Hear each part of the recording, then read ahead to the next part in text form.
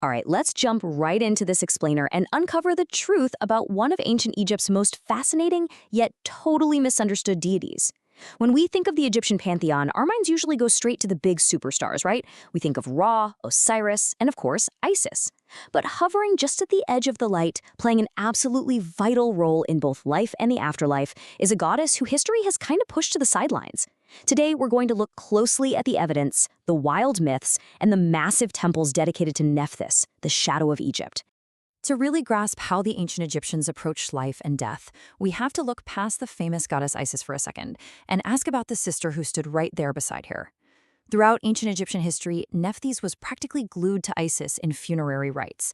But while Isis has been celebrated as the Great Mother and the ultimate giver of life, Nephthys usually gets relegated to the background.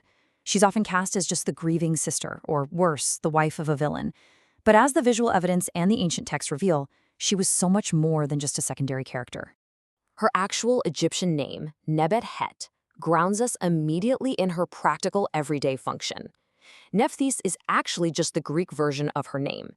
In ancient Egyptian, Nephthys literally translates to Lady of the House or Lady of the Temple, and this beautifully illustrates her core symbolism.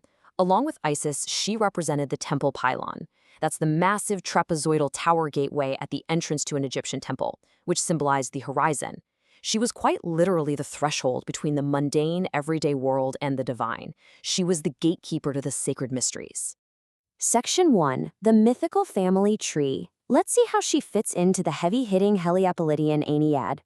When you look at her genealogy, it's wild how deeply woven she is into the absolute core of Egyptian mythology. As a daughter of the earth god Geb and the sky goddess Nut, she was born into divine royalty. Her siblings were the heavyweights, Osiris, Isis, Horus, and Set. And depending on which regional myth you're reading, she was highly revered as the mother of the famous jackal-headed god of embalming, Anubis. In some traditions, she's even recognized as a mother or nurse to Horus. So she was intimately connected to literally every major player in the Egyptian pantheon, right at the center of their most secret stories. Now, what's genuinely profound here is the ancient Egyptian concept of duality. Nephthys was the crucial, albeit slightly morbid, but absolutely necessary counterpart to Isis. You see, Egyptian philosophy relied heavily on balance. Where Isis represented the birth experience and ascending with the sun in the day bark, Nephthys symbolized the death experience, sinking into darkness with the night bark.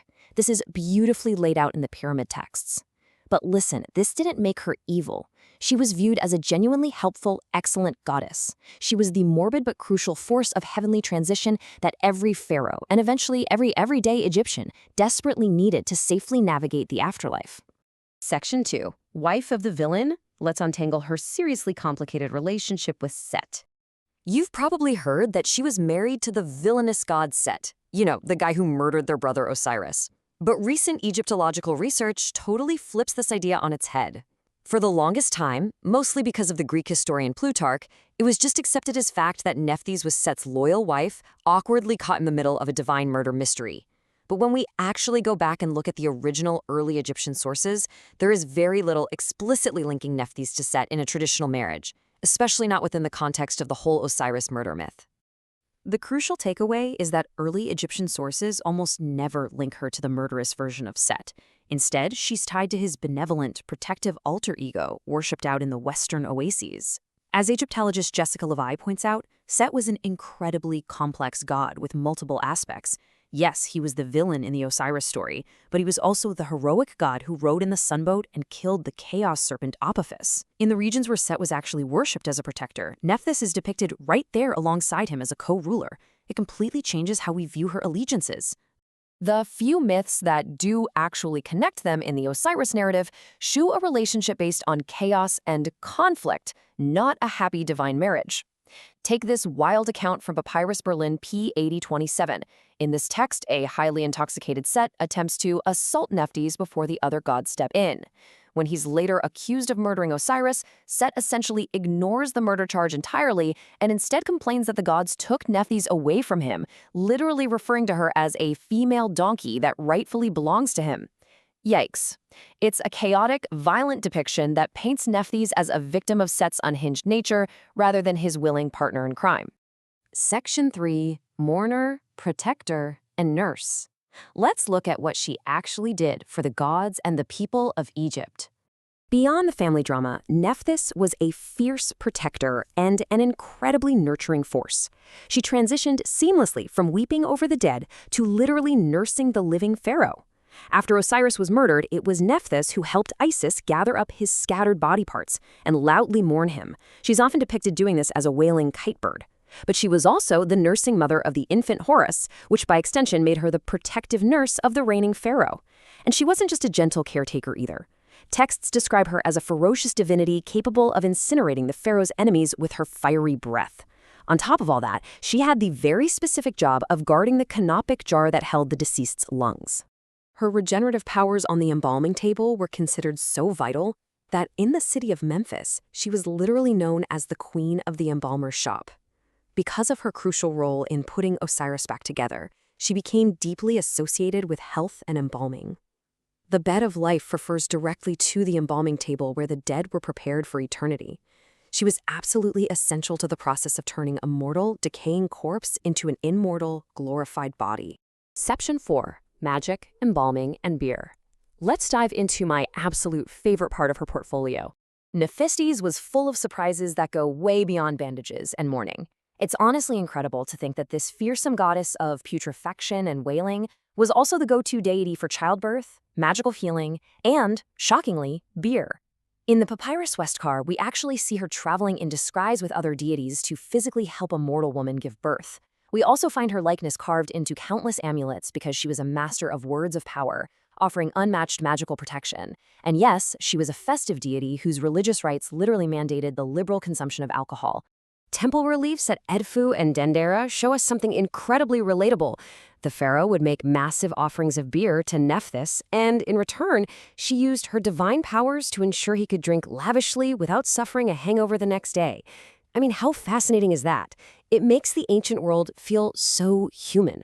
She magically granted the pharaoh the ability to celebrate joyously without the painful mourning after consequences. It's just a wonderful, surprising aspect of a goddess usually associated with death and dying. She truly ruled the perilous edges of the desert and the night. Because she was the goddess of the night, she held dominion over the things that scared people the absolute most: the dark, the unmapped desert, the terrifying unknown. But by honoring her, mortals gained a guide who could see through the shadows. She literally granted them the magical ability to navigate the darkness and see that which is hidden by moonlight. Section 5. Cults of the New Kingdom. Let's trace how her worship evolved from simple myths to massive institutions. Over the centuries, her worship evolved massively across Egyptian history. Initially, in the Old Kingdom pyramid texts, she's an incredibly vital but mostly mythological figure, helping out the deceased king. But fast forward to the New Kingdom, particularly under the Ramesside pharaohs, and she is getting her own massive brick-and-mortar temples. She becomes a heavily worshipped deity in her own right, with her cult spreading across locations like Sepermeru, Heracleopolis, and throughout Egypt, where she was worshipped in grand divine triads alongside Osiris and Isis, all the way into the Greco-Roman period. The Ramesside pharaohs were so devoted to her that her temple at Sepermeru wasn't just some small side altar. It was a totally self-sustaining economic powerhouse. We actually know this directly from an ancient tax document called the Papyrus Wilbur. It proves her temple owned several acres of land, collected its own taxes, and had its own dedicated prophets, guys named Pilmir and Mary Barzeh. Plus, in Upper Egyptian Nome 7, she was worshipped as the supreme goddess and the unique protectress of the Bennu bird, which is basically the ancient Egyptian precursor to the phoenix. She was an absolute pillar of the Egyptian religious economy. So as we wrap up this explainer, I want to leave you with this thought to ponder. Nephthys was no mere sidekick, and she definitely wasn't just a shadow. She was the essential balance. She was the fierce protector, the master of magic, the queen of the embalmer's shop, and the sovereign of the night. Without her, the journey to the afterlife would have been an unnavigable terror for the ancient Egyptians. She stood at the threshold of the unknown, offering a fiery defense against chaos, and maybe, just maybe, a comforting cup of beer along the way. If Isis gave the ancient Egyptians the promise of life, did the shadowy, beer-drinking protector Nephthys ultimately give them the courage to face death?